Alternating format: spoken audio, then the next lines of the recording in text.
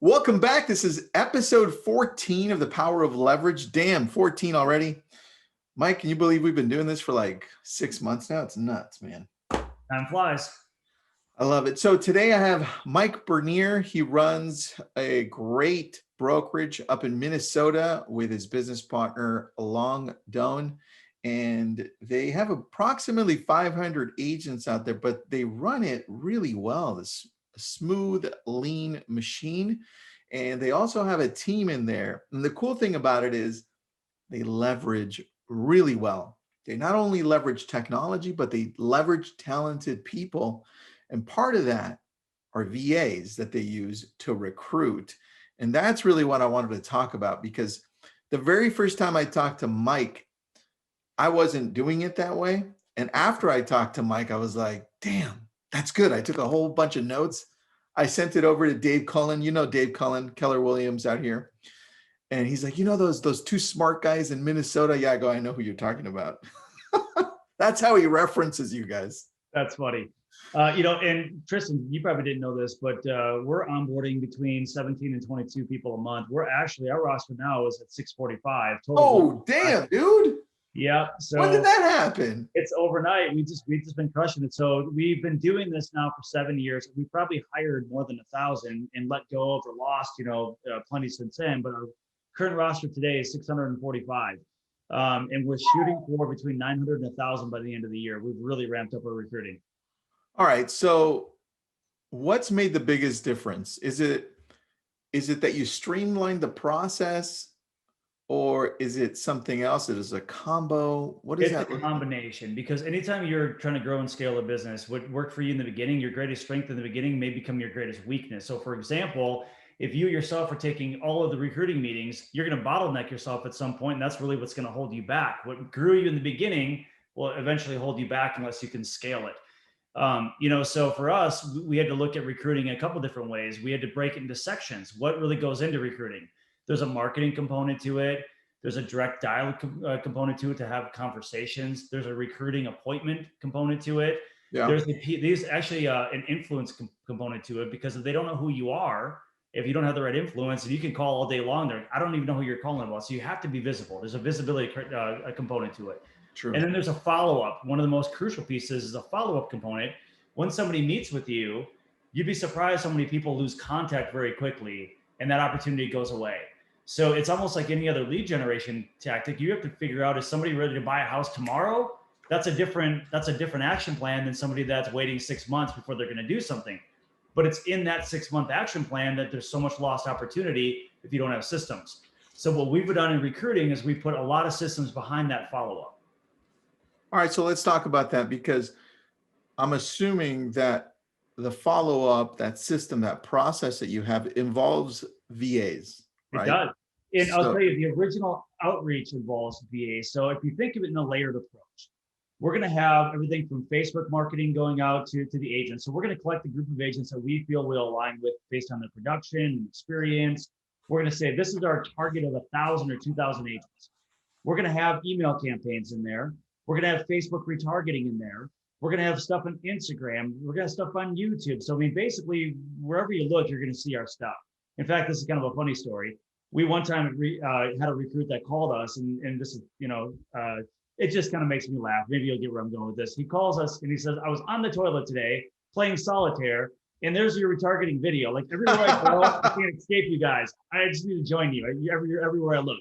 So basically, it's that omnipresence. We try to create that. So the second piece to it, and this is where the VAs really come in too, because the VAs can help with some of the marketing, but they really come in handy when you've got a great system for VAs to call directly, because that's a lot of labor. It's a labor-intensive job. You got to have somebody making a lot of dials.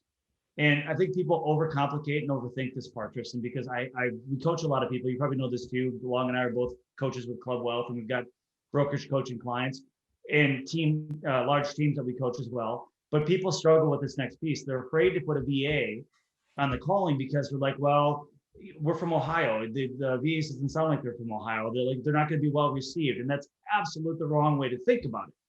The fact is, our VA callers are so good at what they do, and we don't overcomplicate the scripting. legitimately, the more complex you make it, because complexity kills growth, it has to be simple. The scripting for us is so easy. It's literally something like, hey, so our CEO, Long Don, is out networking. They're doing a series of networking meetings this week. Is there a time this or next week that we can meet with Long for networking? It's that simple. And people overcomplicate it. They overthink it. What if I don't say the perfect thing? What if my VA doesn't know exactly what to say? That's okay. It's about the number of touches that VA creates, because there's going to be opportunity in there. All right, so let's talk about the structure and how you have your VAs outlined here to make sure that they're doing the right task. So I'm going to take you back to when you first hired your first VA for this. How did that look, and what did you have that one do? So what we've used is two different systems. We use Broker Metrics, which is a great place to pull names from, and Market View Broker, another place to pull names from. And we had a targeted list of agents, and we thought, hey, wouldn't it be great if we could have somebody doing some outbound, calls to these agents and see if we can get some appointments. So we hired a VA, and sure enough, like any lead generation, you're going to have different smart lists of people. You're going to get people that will respond right away and say, yes, I want an appointment. And that's the low-hanging fruit. That's what a lot of people are going to gravitate towards, the easy low-hanging fruit, people that are going to come right away and they're eager to meet. But we found that we had some success there, but we were finding all this lost opportunity in the people that were not answering their phones, or they were not interested right now, or even the people that we met with that then didn't join right away. We're like, okay, we need to beef up this part of the system. We need a whole separate bucket here. So what we figured out is we had the bucket of people that want to join right now. Then we had the bucket of I'm interested, but not right now. They either got listings at another brokerage that they got to close out, or a couple pending deals, or whatever it is in their mind that's going to be the obstacle or the problem to solve. They're not joining today. And by the way, I'll give you a little heads up on that. That is the biggest place to fall through in that particular bucket, because you had them interested, but now that you can't really get them to join right away, there's plenty of time for them to just forget all about you. Okay. So that's where the follow-up is extremely important. The third bucket that we really look at is I'm not interested right now, but let's stay in contact. So they're not dismissing you like don't ever call me again. They're just like, yeah, I'm happy where I'm at. Well, we're going to keep them in marketing funnels. We're going to keep reaching out to see at some point if they're going to change their interest level. So, and then we got a fourth bucket. My favorite one is called the delete. We meet with somebody, or they're just completely toxic, or we meet with them and there's no way we're ever going to hire them. That's in the delete bucket. Then we take them off the list. So to answer your question, when we first hired a VA, we didn't have that built out. We just had them start making calls. We developed all this through trial and error. Where can we get more effective? How do we get more people that join or to had an appointment with us to convert to join us? What's our sales cycle? If we meet somebody today, if I met you today as an agent, Tristan, do you come in a day, a month, a week? How soon do we get you to join? We had to start building data on that to get an average, because we know it's about 30 to 60 days on average before somebody joins us. And the higher producing the agent, the longer of a sales cycle that is, because they got more stuff going on. Yeah, that's true. That's very true. All right. Well, on that, so you have these four buckets. The delete one's pretty easy, right? Yes. Delete. But do you have a VA handling each of the other three buckets, or how does this work? So we automate some of it. We've leveraged Happy Grasshopper, Dan Stewart over at Happy Grasshopper, to help us with some really good campaigns to those buckets. So that takes some weight off the VAs. But yes, the VAs are on a regular call follow-up schedule to see if we can get back in front of them. But there's a huge, what you want to leverage a VA for, and this thing is absolutely crucial. It's imperative, actually. If you want to recruit at a high level, you have to have high-level onboarding. If you don't have a really high-level onboarding system, you're going to have people with nothing but pain points, stress, anxiety. If they're like, I'll join, but there's nothing there to really help them join, or if it's delayed or clunky, you're going to lose steam in your recruiting very quickly. All right, let's talk about that onboarding and how do your VAs help? So the VAs help with everything from getting the what do you call it? ICA, the independent contractor agreement over, the policy manual over, how to transfer your license, which association you're going to be with. All these things kind of automate to a point, and the VAs are kind of managing this on the back end. And then of course, when the recruit has questions, well, how do I get my business cards ordered? Or, how do I transfer a listing from my old brokerage to my new brokerage? So the VAs handle 80% of that. If and when somebody has a question or something that they need that the VA can't help with, then it goes to our agent services manager, sort of that onboarder site staff that's going to take it over from there on that project.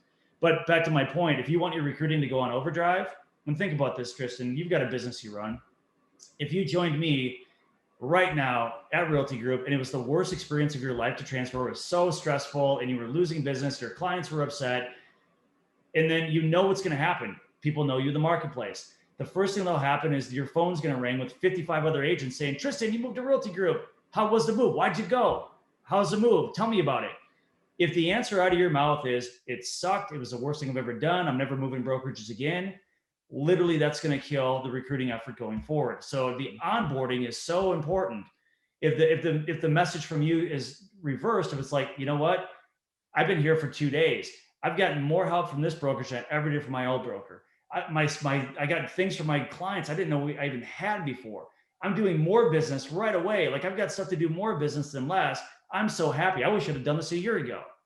That's going to have the opposite effect on recruiting, where people go, well, shoot, I'm thinking about moving too. I want to talk to Realty Group. So onboarding is a place where everybody is like, they're calling that agent that moved and finding out what's going on. And that's rampant. Like you can really ramp up your recruiting if that message is good. I like that. So how many VAs do you currently have right now? So we've got basically 2 in the recruiting sector. We've got on the total staff, I think we got 14 total that work with us. Why do you keep on one-upping me, damn it? You know, I'm just trying to stay ahead, man. Trying to stay ahead. Every time I get one, you're like, oh, we have 14 now. I'm like, I just got my 13th one. Yeah. And you know, the beauty of it too, and this is something we talk about leverage, we're starting to build squad leaders and trainers within our VA staff. So that way they're training other VAs. We're not slowing down to do it. They've got the systems down. We're identifying in our VA staff who's great to train. All right. So with 14, you said 14? Yeah, I believe so. It's 14. Yep. With 14 VAs, do you have 1 or 2 VAs that are heading all of the VAs? How are you split? How do they split up? So we do, like I said, we've got a really good system to have sort of VA trainers. Like we've got squad leaders, if you want to call it that. Now, on the outbound side of things, we've got our recruiters, which I just mentioned those, but we've also got, ISAs that deal with the leads. We've got, different people that kind of do different outbound. So they all follow kind of a similar process. We've got task heavy, labor heavy VA work that's going to be all checklist driven. That's going to be file auditing and all that kind of stuff, listing entry. There's somebody that kind of heads that, and they train other people coming into that system. So, if you're training your trainers, and you don't have to slow down to do it. Perfect. Yes, that's what I did. Dude, my trainer's insane. Yep. So that saves my life every day. It does, because think about it. Again, what made you strong in the beginning is kind of what kills your growth in the end. Because if you're a great trainer yourself and you've really helped develop people, well, as you start bringing on 1, 2, 3, 5 new people a month into your organization, and the admin or staff side, as you're growing and expanding, you can't slow down to train everybody.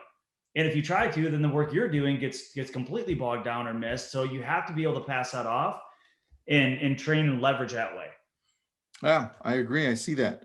All right. So let's go back to your 2 that are recruiting. Yep.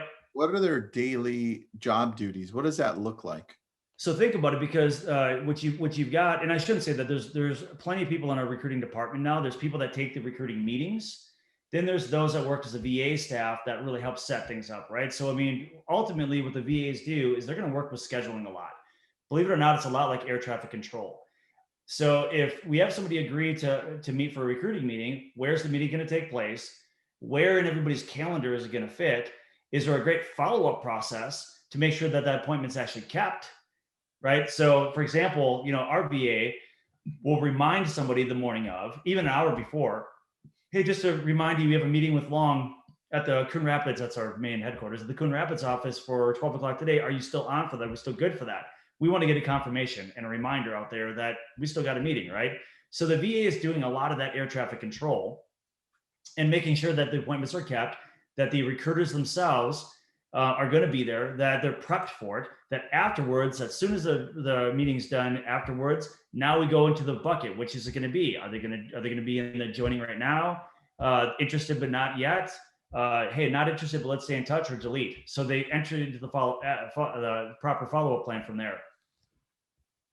I like that. All right. So you're telling me that these 2 recruiters are also helping in the preparation.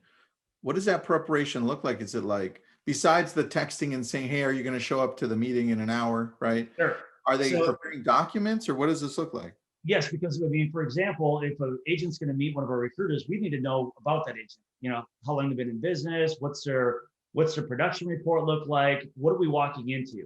You know, so any notes from the conversation that the recruiter had, the VA had, any notes from that conversation, that's going to go in there. The production of the agent that we're meeting is going to go in there. Anything that's going to help us in that meeting is going to get in front of our person doing the recruiting meeting, because it's great when they already know. And look, here's the other thing, anything we can find online. So if you look at it, it's like, I'm going to sit down in a recruiting meeting with you, and I'm asking questions about you, or saying things because I found things about you online. That's a great advantage our recruiters have. So our VAs are helping prep that. You know, if somebody's a part of the Rotary Club or the Lions Club, if somebody loves golf, whatever it is, having that as a talking point so we can talk about it in the meeting is an advantage, because it makes them feel like we've done our research. Very true. I have a couple of comments from the Facebook side. Go for it. Barry Jenkins wants you to know that your top button is undone. Thanks, Barry. Appreciate that. And Tim Ray also noticed the same thing. You know, both of those guys, if they want the same shirt, they're just mad at my shirt. If you want one, I'll send one to you. Barry says he's just really concerned that you might get a cold. That's all. I got my heater under my desk. I'm good. I just had to throw that in there because they're trolling you. Frickin' Barry. Of course. All right. So, dude, I'm digging this. So you do all of the recruiting with 2 recruiters. Mm-hmm. You also say that you have people meeting them there. Are these people that you hired to do just specifically interviews every day? You got to remember, you've got the appointment setter, then you got the actual recruiter. The recruiter is someone that's going to sit down and take them through the actual recruiting meeting, right? Is that in person or through Zoom? It's either or. We usually give them a choice. We try to do a lot of Zooms, but I'm going to tell you, on the higher producing agents, we're probably going to put that more in person whenever we can, if they're comfortable. Of course, we got COVID to worry about and things of that nature. So, but the in-person's great, but it's also less efficient. We can bang out 15, 20 recruiting meetings on Zoom, no problem. But on the in-person, now you have to be at a specific place at a specific time. So what we like to do is try to put those different quadrants of the city we live in. If we're going to be meeting somebody on the west side in a day, we're going to try to cram all the west side appointments into that day. If we're going to be over on the other side, we're going to do all the appointments on the day. So we try to make it where it's a stack, which is also pretty cool, that when one is getting over with, another one's just walking in. So literally, I mean, you got the person working at the coffee shop that knows your order. The new recruit coming in is seeing the last one wrapping up. The person's walking over, oh, Mr. Bernier, you want your regular. I mean, so you look like a regular, kind of a big deal. You got people coming in and out. They know your order. They know who you are. And that sets the stage really well as you're sitting down with the new recruit. They know that you're good at this. All right. I like that, dude. So now when these agents are meeting with the recruiters in person or through Zoom, how did you supplement yourself for not being there? And at what point are you the one, or is Long the one doing the meeting, that recruiting meeting? So Long does more recruiting meetings than I do. On the first one, I usually come in after Long. If there's a meeting that we need to close on. For example, we like sort of like the starting pitcher versus the relief for closing pitcher, right? So we kind of rotate that role depending on who originates it. Which is really good to do, because if one person can't get the deal done, then it's great to have your other recruiter be able to jump in for the second meeting, because they may be able to just do something a little differently to get that moving along a little faster. But what we have to do is we have to be able to scale ourselves and keep ourselves in the highest, efficient, effective use of our time in recruiting meetings. So people that are doing the most business are probably going to be meeting with Long and I. People that are running larger teams, higher solo producing agents, people that are doing, 5 to 15 deals a year, will probably meet with one of our junior recruiters. So we save ourselves in our time for the bigger fish, if that makes sense. Totally, dude, 100%. All right, so let's go into the other VAs that you have that help in the recruiting. So what about the data entry, the using the CRM? Mm-hmm. What do those VAs look like on that end to make everything happen on the back end? So that's exactly what they do. They handle all the calls. And the beauty of it is our list of calls, it isn't like, when you've got, 75,000, leads and follow-up boss that are home buyers or sellers. We're talking about 1,000 to 2,000 agents in your target marketplace. So you don't have to make, 500 calls a day on a multi-line dialer. Like literally, you're probably making 50 to 80 calls a day, and the rest of it's all going to be on the admin side. So what they're doing is they're doing all the data entry. They're running all the campaigns. We use BrokerKit as a recruiting CRM. You can use Follow Up Boss. You can use whatever you want, but they're in there making the notes, setting up the next steps, setting up the calendar and task items. They do all of that, and they're also making the calls. So that way you're not getting too many people involved in this where it gets too complex. Okay. One now, you can handle a list pretty easily. How many, if somebody wanted to run this either for recruiting for a team, right, or recruiting for a brokerage, how many would you say is just the right number if you want to continue to grow like you've grown? Well, I think it comes down to an easy metric would be this, right? Because even if I get enough people that want to meet, I have to have enough people in my onboarding, enough people taking the meeting. So it all has to scale together. So even if I hired, 3 VAs and knocked out 5,000, a list of 5,000 agents I'm going after, I could create another problem if I don't have the other stuff at the back end ready to rock. So you have to know your numbers. How many people can I onboard a month with my current system? How many people can I meet in recruiting meetings with my current system? And how many VAs do I need to accommodate that? There's a correlation with those numbers, right? So personally, you could take a list probably of 1,000 to 2,000 people with the amount of phone calls that will happen with one VA and data entry and follow-up campaigns and scheduling and everything they need to do, and probably run that with 1, maybe 2 recruiters and, probably 2 people in onboarding. That would be about the number. I like that, dude. All right, I'm taking notes now because what you just did here is you treated it like online leads. Like, well, yeah, you can buy a whole bunch of online leads, but do you have the agents to work them? Mm-hmm. Right? And then do you have the support staff to make sure that you can handle the listings and the paperwork and all of that? And then what about have to tie those things together, because you're going to create your own problem by having too much opportunity with too little on the back end to service it. So it has to scale and grow together. And what you just said is what I want everybody that's listening to hear. This is online leads. It's lead generation. It's just a different lead. It's not a buyer or seller. It's an agent. It's still lead generation though. So you have to treat it as such. There's going to be an attraction piece. Like, why do they want to join you? Whether it's marketing or something that's attracted them to you. There's going to be something that they want that you have to touch on. There's going to be, a process. Either you're going to identify they're ready to do something right now, or it's a nurture process. There's going to have to be things on the back end to help automate some of this stuff. It's the same thing as lead generation. Got it. All right. So with that, man, what about the VAs that handle any of the concierge level type work? Because now that you have them on there, they're onboarded. These agents are part of your brokerage and part of your team. Mm-hmm. Do you use any VAs to maintain that happiness of the agent? So there's a combination between site staff and VA. The reason why is because site staff, as you know, and you probably experienced this as a team leader. I love these words, and I'm going to demonstrate with the knock first. Ready for this, Kristen? Here we go. Go. You got a minute? That's what site staff hears all the time, because you have agents walking in and it's very reactive, right? We love to have the VAs more on the back end, that they're left alone, that they can just bang through a bunch of work, and that the site staff, the people on site, are there to handle these reactive things. So we try to keep the VAs out of the agents as much as possible. Once you're onboarded, then it's going to be about task management. Again, we need people to audit files, quality control. We need people that are going to help with listing entry, lots of data entry, things with accounting, things that don't touch agents, and they're not interrupted at all day long. So we try to keep the VAs very task oriented, and our site staff very open for reactive stuff to service agents, if that makes sense. All right. So what would be a great VA to maintain that high level concierge feel to a brokerage or a team?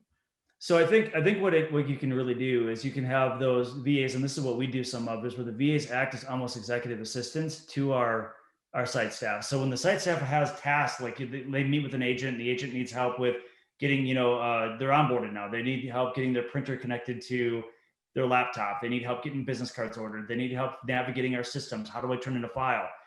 A lot of that's going to be sitting down with one of the people on site A lot of it's going to be explained in onboarding through the automation process. A lot of it's going to be sitting down on site, but there'll still be tasks that will come from those meetings as an executive assistant to our actual site site staff.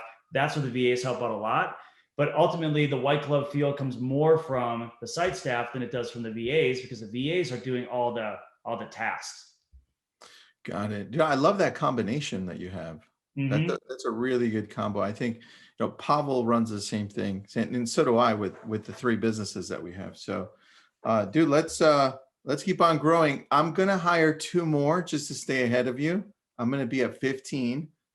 I'm gonna see it's only 12:30 here. I'm gonna set up interviews right now. I'm going to 16 by tomorrow. I don't even know what I need them for, but I'm gonna get them on. I'm just gonna beat you. That's all, yeah, right? Right. Right, I'd like to impart everybody with this. Like I said, no matter how your system is, like I said, for us, we like to keep our staff really in front of our agents. We like to keep our VAs just labor intensive stuff that that they could just bang out uninterrupted. But you may have a different system. Whatever works for you, go for it. Just make sure that you're not shying away from VAs, especially when you're talking about appointment setting, recruiting, lead generation. They can be involved in parts of all of it, and it helps you grow. And I don't care if they're perfect at it. The fact is, if you're getting appointments, if you're making calls, you're going to be getting appointments that you didn't have without those calls. So drop the hesitancy and just hire some and get on it. Now, I would say too, also, picking the right VA for this, make sure that you pick the right one. You can pick somebody that's totally wrong for it and not have the same results.